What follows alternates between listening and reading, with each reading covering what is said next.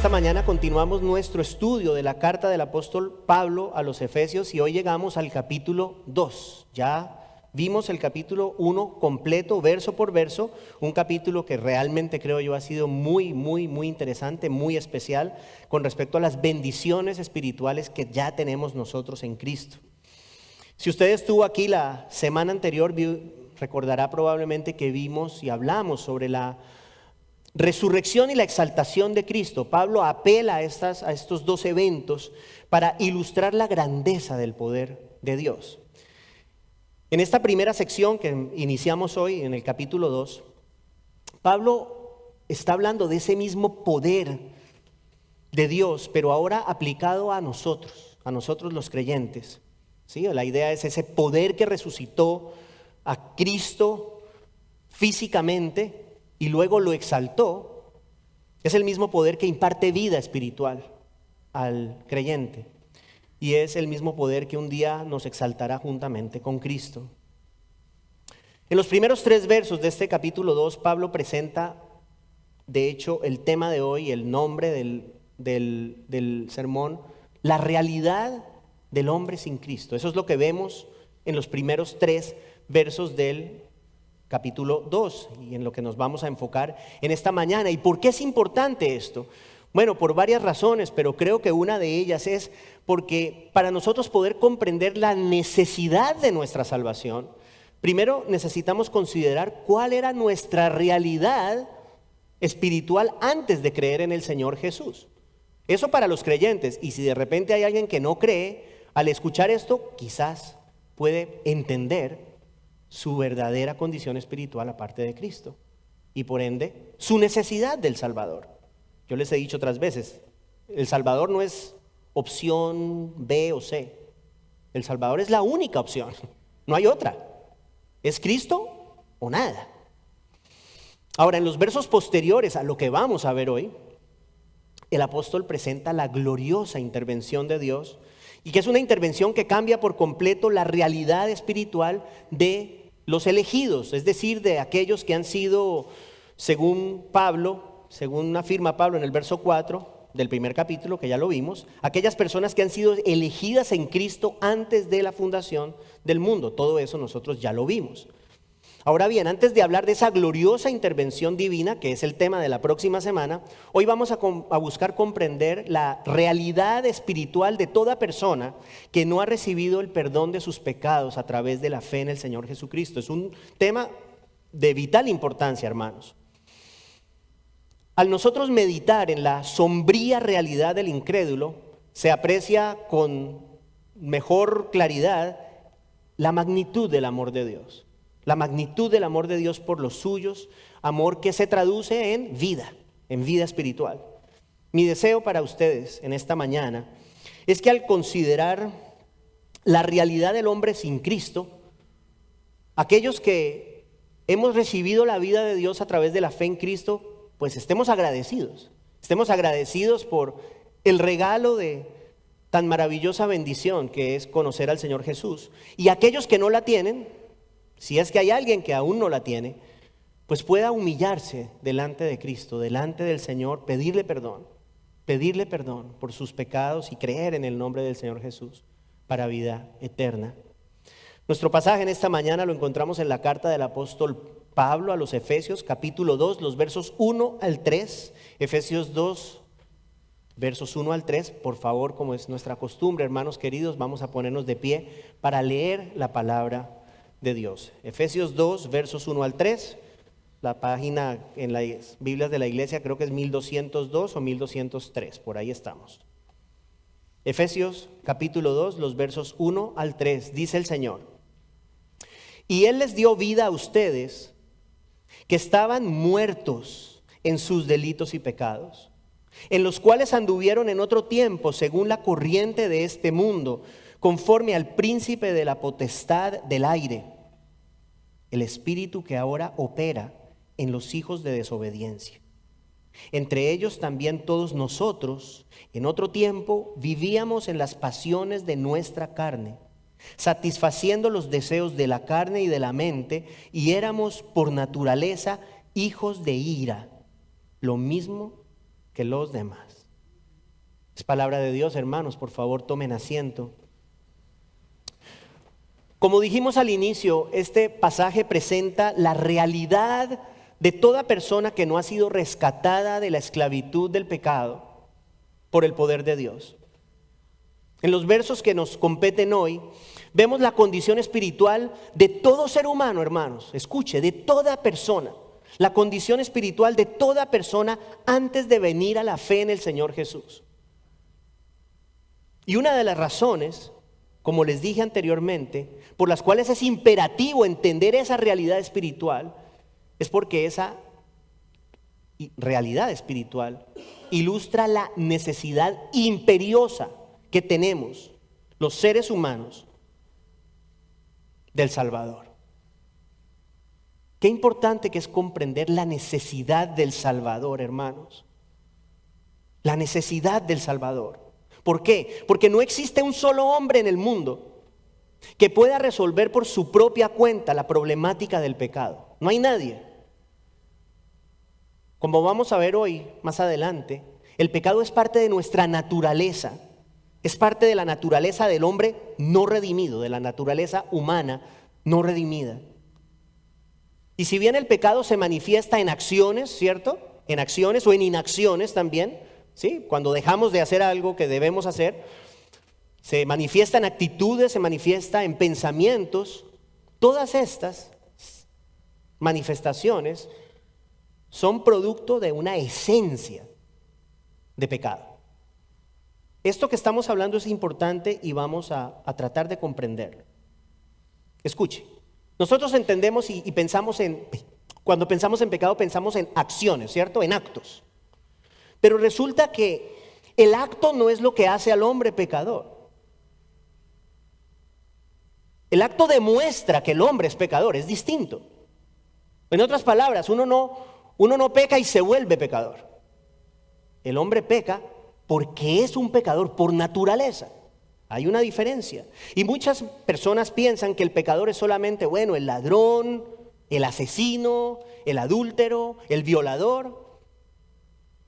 Y bajo esta premisa es fácil que muchas personas no reconozcan su condición natural de pecado. Ejemplo clásico. Usted tiene a un hombre que es un buen esposo, un buen padre, una persona que es trabajadora, incluso una persona que puede ayudar a los demás, que es honesto. Esa persona puede pensar que su forma de vida demuestra que él no es un pecador por naturaleza. ¿Por qué? Porque ese hombre se está comparando con otros hombres, con otras personas. ¿Cuál es el problema? El problema es que el estándar no es la gente. El estándar es un Dios perfecto. Perfecto. El estándar es Dios mismo. Escuche las palabras del Señor Jesús en Mateo 5:48. Él dijo, por tanto sean ustedes perfectos como su Padre Celestial es perfecto. Ese es el estándar. Si nosotros vemos el pecado solamente como la ausencia de ciertos actos, pues claro, podemos pensar que hay personas más justas que otras. ¿De acuerdo? Pero si nosotros entendemos el pecado como, escuche esto, nuestra inhabilidad de actuar siempre de una manera digna de Dios, todos nos quedamos cortos, todos. No hay una persona que en todo momento glorifique a Dios. Eso es el pecado. El pecado es no glorificar al Señor. Cualquier cosa que no glorifique al Señor, en esencia es un pecado. Entonces, para entender esto yo le quiero presentar esta ilustración. Suponga que ustedes y yo nos paramos todos a la orilla de un río. Es un río que tiene medio kilómetro entre orilla y orilla. Y resulta que decimos, vamos a ver quién salta a la otra orilla. Hermanos, habrá alguno que salte un poquito más, otro un poquito menos. De pronto los que tienen mejor condición o los más jóvenes saltarán más que los demás. Pero nadie va a llegar a la otra orilla de un solo salto. Esa es la idea. Todos nos quedamos cortos. Todos nos quedamos cortos para glorificar de manera plena a nuestro Dios. No importa qué tan justa parezca nuestra vida. Eso es importante. No importa qué tan justa parezca nuestra vida. Eso es algo que debemos entender. El pecado es rebeldía contra Dios. ¿Cuál es el mandamiento? ¿Se acuerda cuando a Jesús le preguntan cuál es el mandamiento más importante? ¿Qué dijo? Bueno, dijo dos cosas, pero dijo amar a Dios con todo el corazón, alma, mente y fuerzas. Le hago esta pregunta. ¿Usted cree que por no robar o por no matar o por ser honestos, estamos amando a Dios de esa manera? Necesariamente, y la respuesta es no, no es así, no es así. Ahora, cuando Jesús vino a la cruz a perdonar, a pagar el precio de nuestro pecado, nosotros a través de ese sacrificio recibimos una nueva disposición para glorificar a Dios. Es cierto que el hombre redimido recibe una nueva naturaleza que le da la capacidad para amar a Dios y buscar honrarle.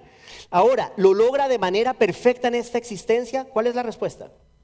No lo logramos de manera perfecta en esta existencia. ¿Por qué? ¿Por qué? ¿Por qué no? ¿Cuál es la razón bíblica? ¿Por qué no? Hemos sido redimidos. Hemos recibido una nueva naturaleza espiritual, pero el cuerpo todavía no ha sido redimido. Aquí no hay ninguna persona que tenga un cuerpo glorificado, ninguna. Todos todavía tenemos nuestro cuerpo mortal. Es un cuerpo que no ha sido redimido, no ha sido transformado, y es justamente eso lo que da razón a la frustración de Pablo en Romanos 7. Cuando él dice estas palabras, dice, pero veo otra ley en los miembros de mi cuerpo que hace guerra contra la ley de mi mente. En otras palabras, contra mi hombre interior. Y me hace prisionero de la ley del pecado que está en mis miembros. Esa es la lucha suya y mía. Esa es la lucha, hermanos. Esa es la razón de la lucha. Es importante que ustedes y yo entendamos que no estamos exentos de pecar. Pero sí tenemos en nosotros la capacidad dada por Dios para vencer el pecado. Eso sí lo tenemos. ¿Por qué? Porque ya no estamos esclavizados al pecado. Ya no somos dominados por el pecado. Usted ha escuchado esto varias veces de parte mía. El creyente es una persona que está siendo cambiada progresivamente según la imagen de Cristo. Un creyente es eso. Un creyente es una persona que día tras día está siendo transformada en semejanza a Cristo. Una persona que un día va a ser perfecta. ¿Sí? ¿Se acuerda lo que dice Pablo? Sabemos que el que inició la buena obra, ¿la qué? La perfeccionará, la completará. Esto lo hemos hablado otras veces. Ustedes y yo, los creyentes, somos un trabajo en progreso. El creyente tiene al Espíritu Santo dentro de sí, eso lo hemos dicho muchas veces, y es gracias al accionar del Espíritu de Dios que la conciencia de pecado en todos los creyentes ha de ir aumentando. Eso es importante. Esa es una de los distintivos de la presencia del Espíritu Santo en una persona. Que la conciencia de pecado va aumentando y las cosas que usted antes no veía, ahora sí las ve. Y me refiero con respecto a su pecado. Lo que antes pasaba inadvertido, ahora se nota. Y ahora duele. Y eso nos genera poco a poco una mayor santidad. Esa es la idea. Una santidad que es producto de un odio por el pecado. Yo espero que nosotros lleguemos a detestar el pecado, porque es una afrenta contra nuestro buen Dios. Esa es la santificación, que es una realidad en la vida no de algunos, ni de la mayoría, pero de todo creyente verdadero. No existe un creyente verdadero que no esté siendo santificado. Si una persona no está siendo santificada, no es un creyente. Es así de simple. No estoy diciendo que la persona es perfecta, estoy diciendo que esa persona está siendo santificada progresivamente según la imagen de Cristo. ¿Cómo se ve esto en la práctica? Simple. Escúcheme. Tiene que existir una disminución progresiva del pecado en nuestra vida. Repito, yo no estoy diciendo que nunca pecamos. Jamás lo hacemos. Yo no estoy diciendo eso. Pero sí estoy diciendo que la santificación se muestra de manera práctica en una disminución del pecado. Si no, entonces, o sea, si seguimos pecando igual o más que antes, no hay ninguna razón para pensar que estamos siendo santificados. Ahora bien, si la condición espiritual del creyente es de crecimiento en semejanza a Cristo, lo que vamos a hablar hoy es cuál es la condición del hombre sin Cristo. ¿Cuál es la realidad espiritual de toda persona que no ha creído en el Señor Jesús? Nuestro pasaje de hoy responde esa pregunta. Leo el verso 1. Y Él les dio vida a ustedes que estaban muertos en sus delitos y pecados. Entonces inicio aquí con un tecnicismo que es importante. Es importante. Esa frase, y les dio vida, no aparece en el idioma original. No está. Ha sido añadida. Quizás buscando alguna claridad. Pero ¿por qué digo yo que es importante? Porque como usted lo verá, Pablo lo que está haciendo es buscando generar un contraste entre la realidad espiritual del hombre no redimido y la gloriosa realidad espiritual del creyente, que solamente aparece hasta el verso 4, que lo vamos a ver Dios mediante la próxima semana. Solamente es hasta el verso 4 en el original que Pablo afirma que Dios ha dado vida en Cristo a aquellos que están muertos en sus delitos y pecados. Ahora, si usted recuerda, al final del capítulo anterior estábamos hablando del poder que resucitó a Cristo, ¿se acuerda? El poder que resucitó a Jesús y lo exaltó sobre todas las cosas y le dio autoridad sobre todas las cosas. ¿Sí? Esto que estamos viendo hoy sigue esa línea de pensamiento. Entonces Pablo entra en este segundo capítulo afirmando solamente la condición natural de muerte espiritual del ser humano, solamente. Él todavía no está hablando realmente de vida. No hace mención todavía de la recepción de vida. De hecho, en el español, el inicio, solamente, por lo menos el inicio de este capítulo 2, está mejor traducido por la Nueva Versión Internacional. Se lo voy a leer. La Nueva Versión Internacional dice: en otro tiempo ustedes estaban muertos en sus transgresiones y pecados, en los cuales andaban conforme a los poderes de este mundo. Fíjese que ahí la palabra vida no existe. Ni tampoco está el dador de vida, todavía. ¿Por qué? Porque si usted ve el argumento de pensamiento, Pablo va generando un clímax respecto a la terrible condición espiritual del incrédulo, hasta que presenta la solución a esa problemática en el verso 4, a partir del verso 4, que es la misericordia y el amor de Dios, que es lo que vamos a ver la semana entrante. Entonces, por lo pronto, estamos en la parte oscura, difícil, ¿sí? Pablo habla del poder de Dios que resucitó a Cristo y luego les dice y nos dice: ustedes estaban muertos en sus delitos y pecados, ¿sí? Ustedes estaban muertos en sus delitos y pecados. Recuerde que él está hablando a creyentes, a creyentes. Esto que estamos leyendo es una carta escrita a creyentes, a la iglesia. Entonces vamos a evaluar la idea de que el hombre sin Cristo está muerto en delitos y pecados. ¿Cuál es la palabra clave aquí? Usted me dirá. ¿Cuál es la palabra clave? Muerto, muerto o muertos. Le pregunto a usted, característica de los muertos. Hermano, si usted llega a un funeral y usted le jala la oreja al muerto y el muerto le abre los ojos o le mueve un brazo, yo salgo corriendo de ahí. ¿Sí o no? Yo salgo pero volado de ahí. Característica de los muertos: no pueden responder a ningún estímulo. A ningún estímulo. El cuerpo de una persona muerta no siente nada. Es ajeno a todo lo que pasa a su alrededor. Entonces hagamos un paralelo ahora para hablar del hombre sin Cristo.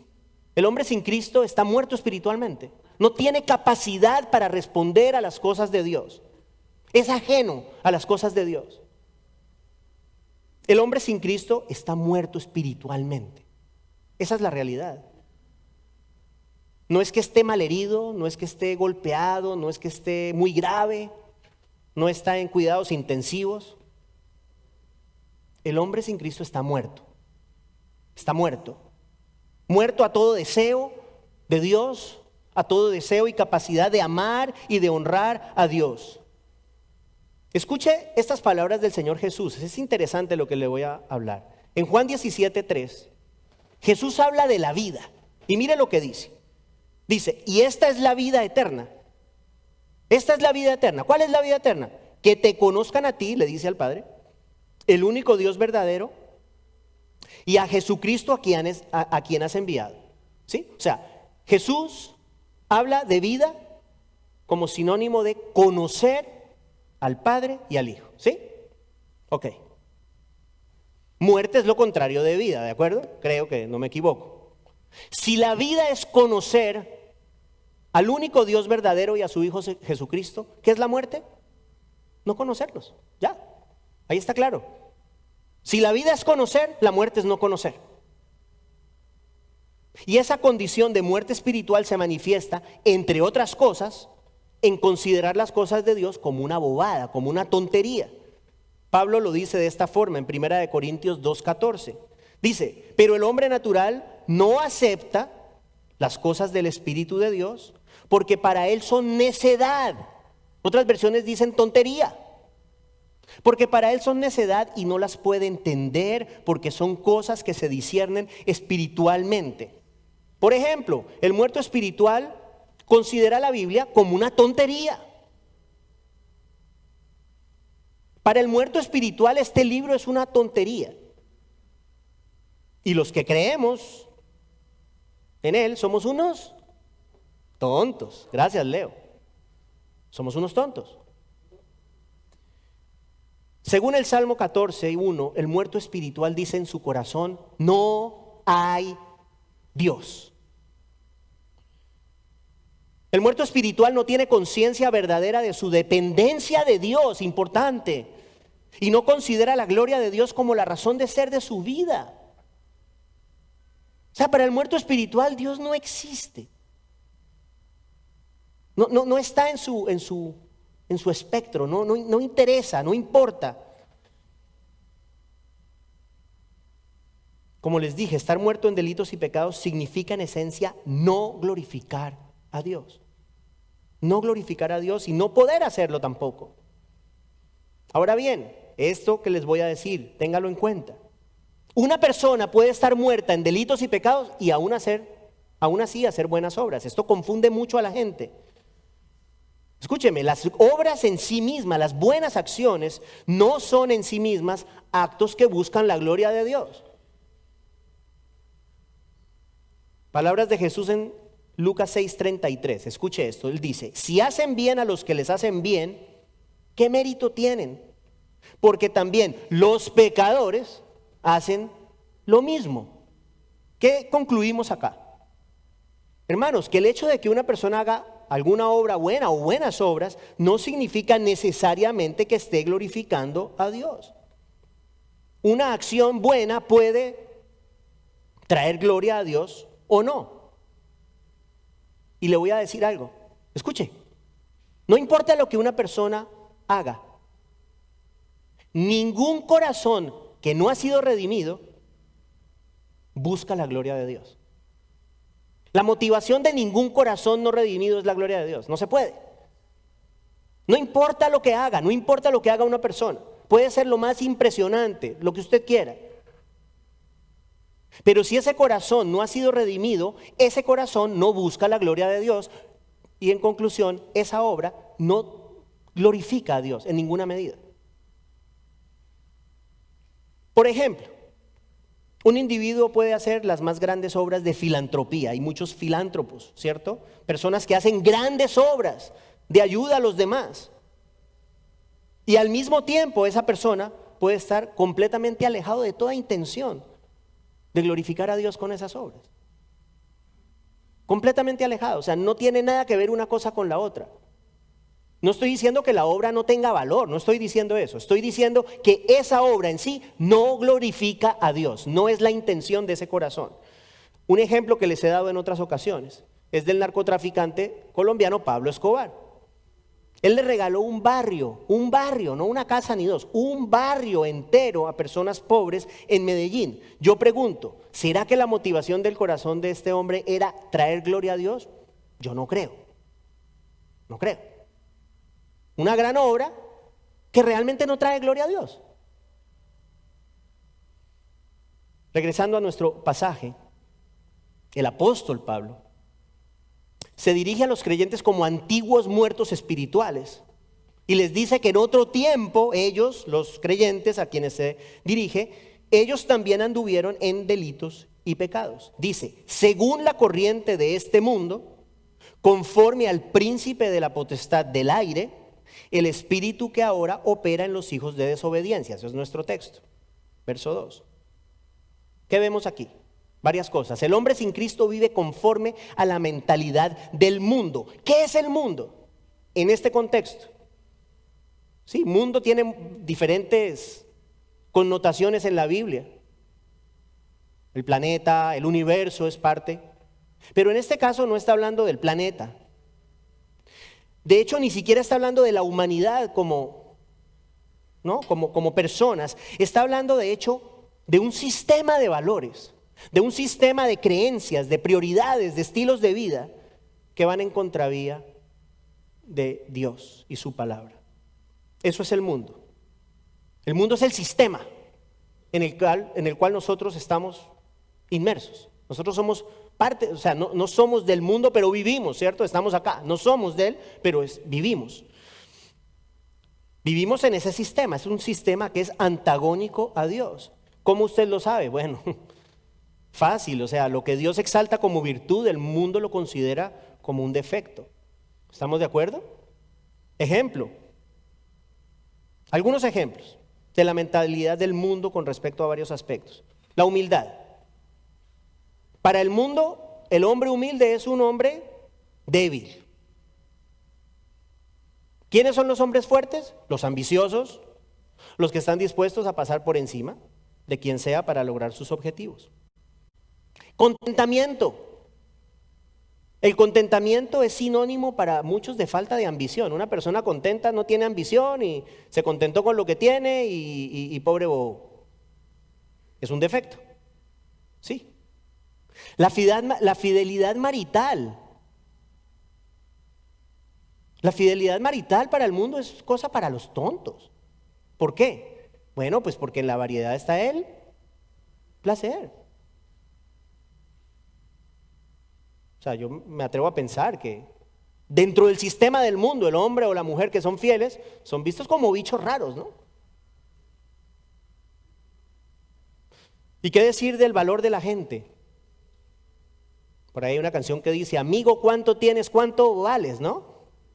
Bueno, las personas valen ante los ojos del mundo de acuerdo a lo que tengan. Si tienes mucho, vales mucho. Si tienes poco, vales poco, ¿no?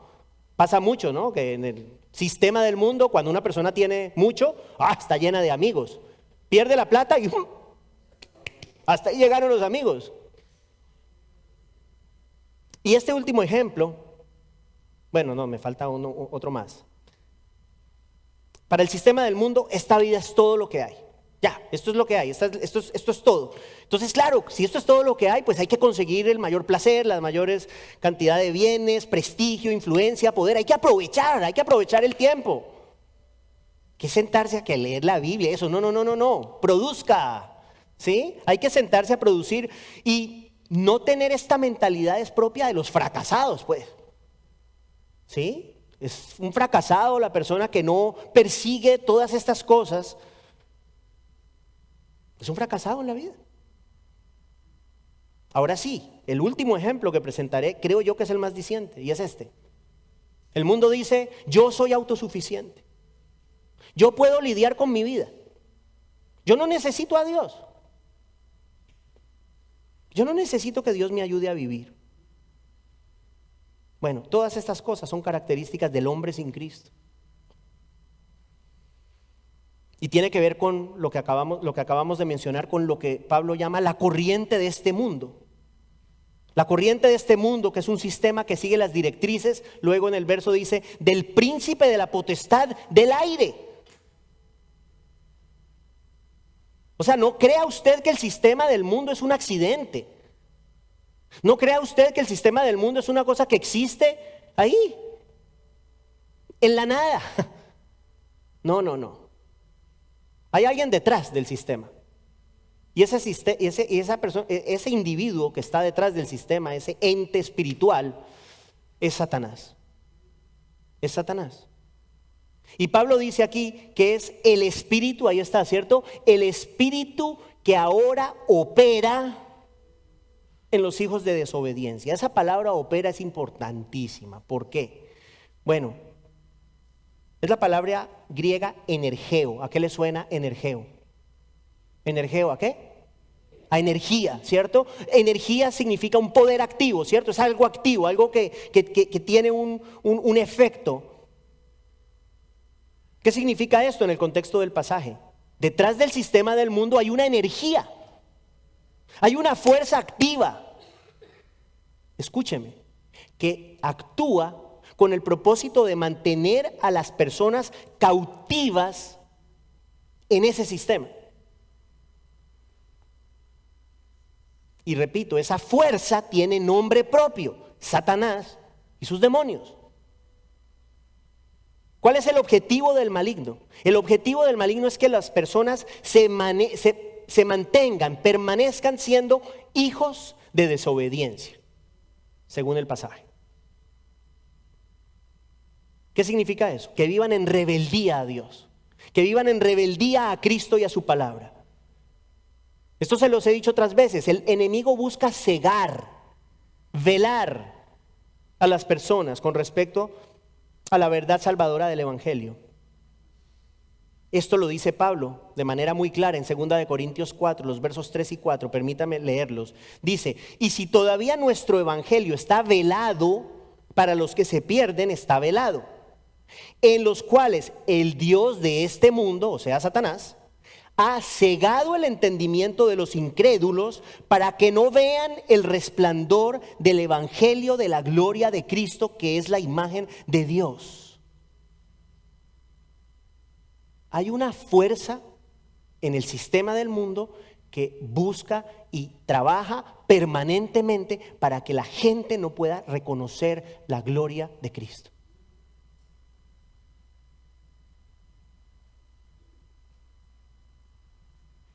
La idea del enemigo y su intención es que los hombres no vean su necesidad de salvación, no vean la realidad de su condición espiritual sin Cristo.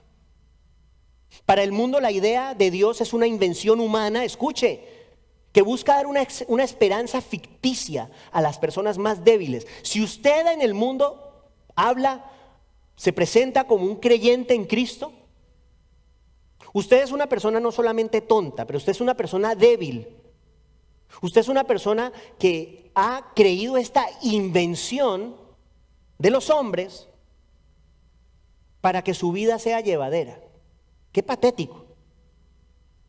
Qué patético pasar del sacrificio del Hijo de Dios, de la venida de Dios mismo al mundo, a morir por nosotros, a pensar que esto es simple y llanamente una invención nuestra para poder soportar la vida. Eso es lo que busca el enemigo. El enemigo busca mantener a la gente ocupada. Yo no sé si usted se ha dado cuenta que este es un mundo de mucha ocupación, especialmente en este país. Claro, mantener a la gente lo suficientemente ocupada con las trivialidades propias del mundo. ¿Para qué? Para que no tengan tiempo, ni cabeza, ni energía de pensar en su vida espiritual, en su realidad espiritual. De eso se trata. De eso se trata todo esto. El hombre sin Cristo está muerto espiritualmente.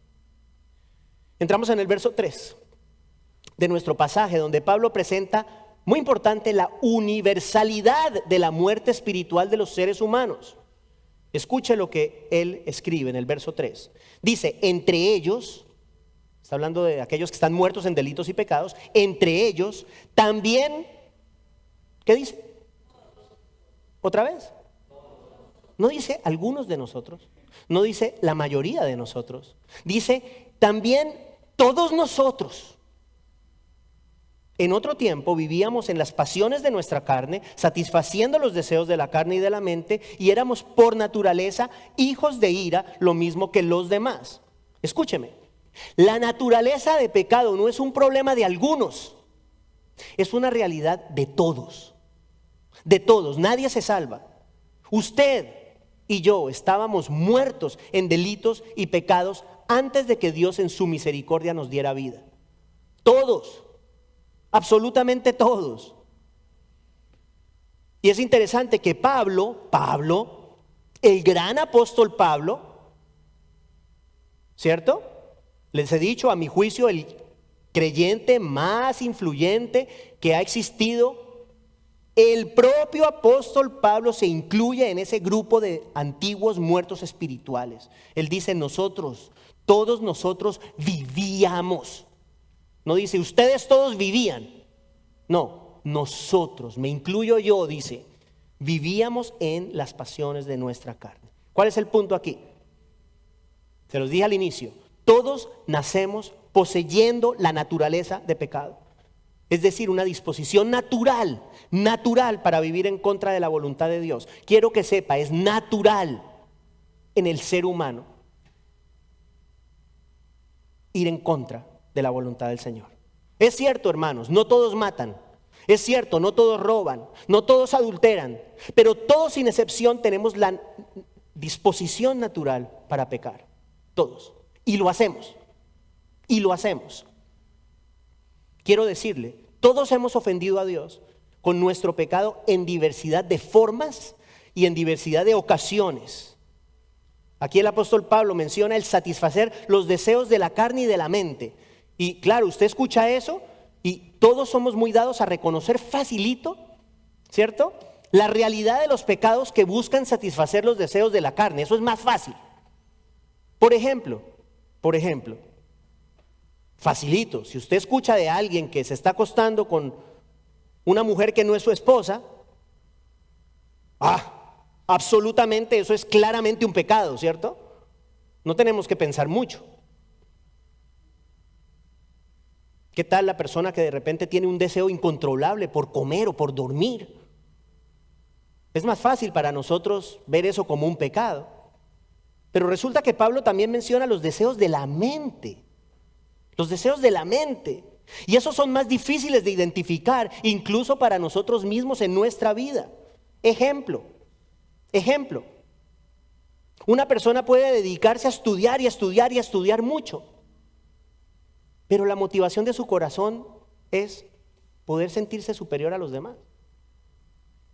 Eso es un deseo de la mente, indigno de Dios.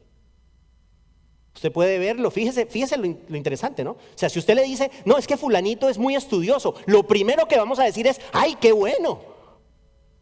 Creemos que en esencia de por sí eso es algo bueno, pero resulta que todo depende de la motivación del corazón.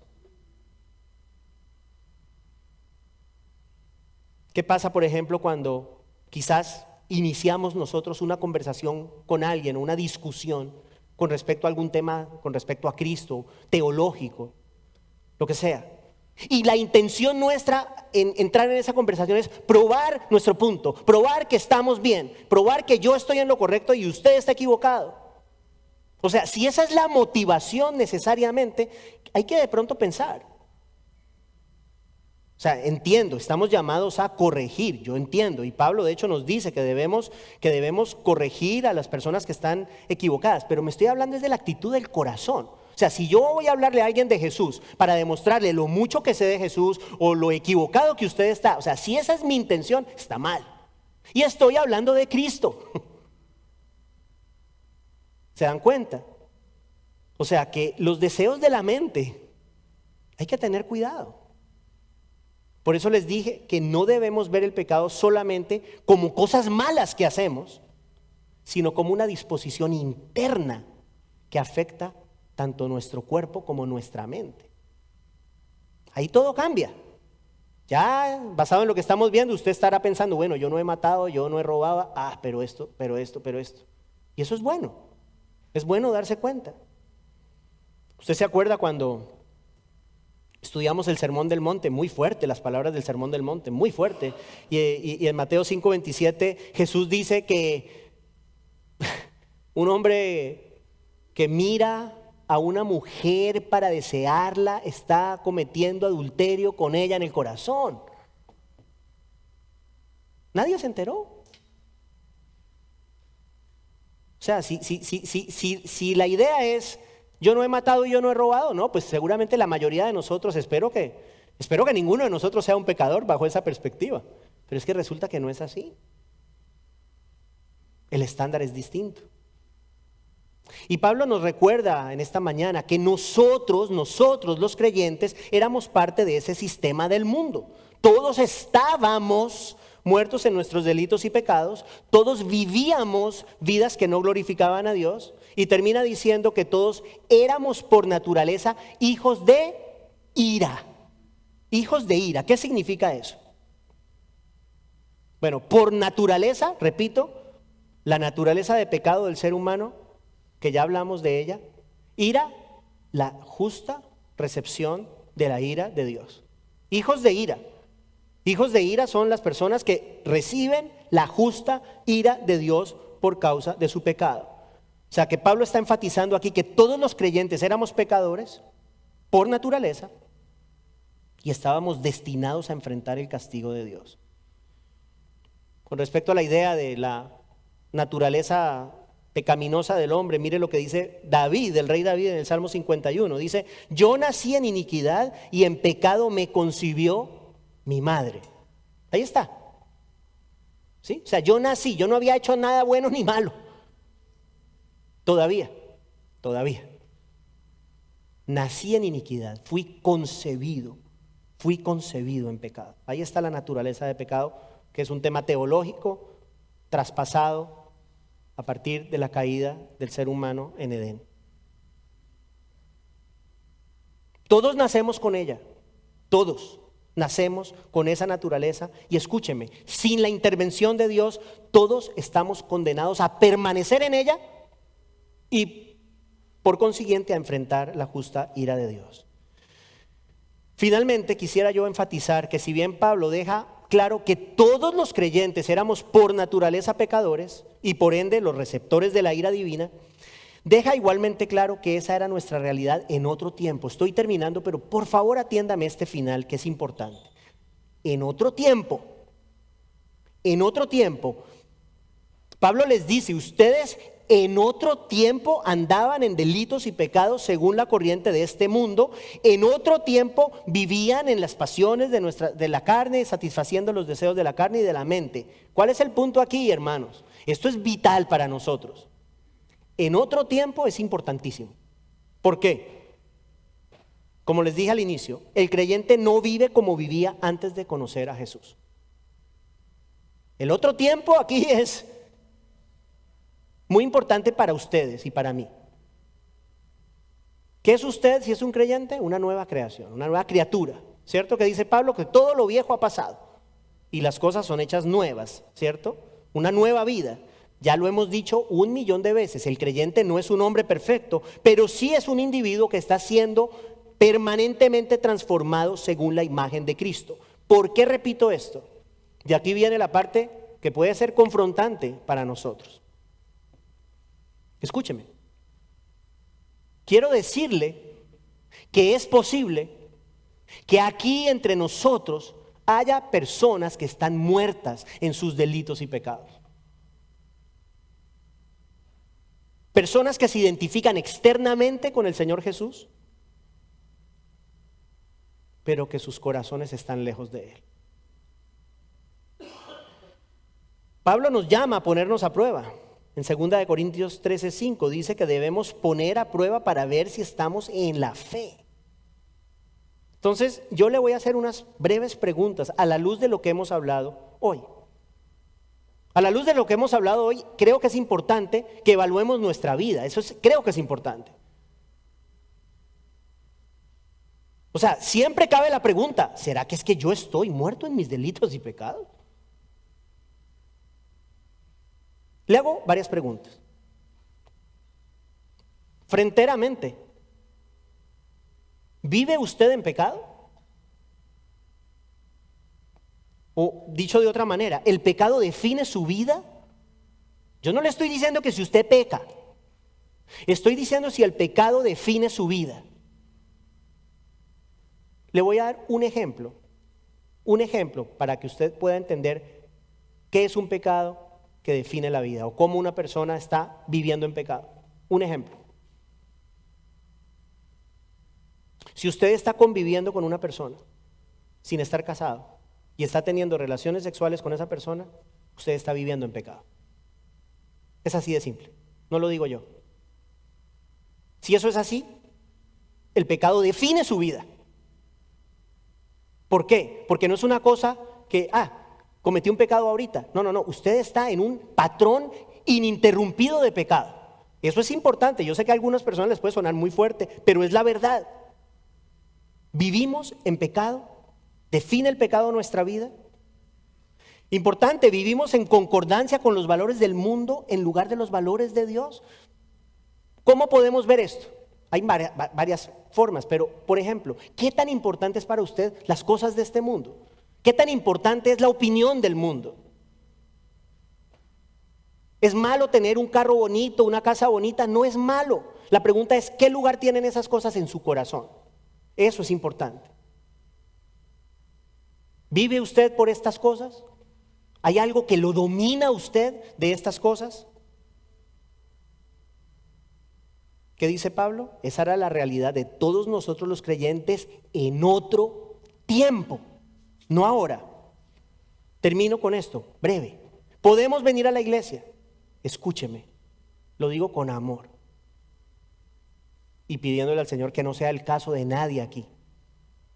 Pero podemos venir a la iglesia y al mismo tiempo estar muertos en delitos y pecados.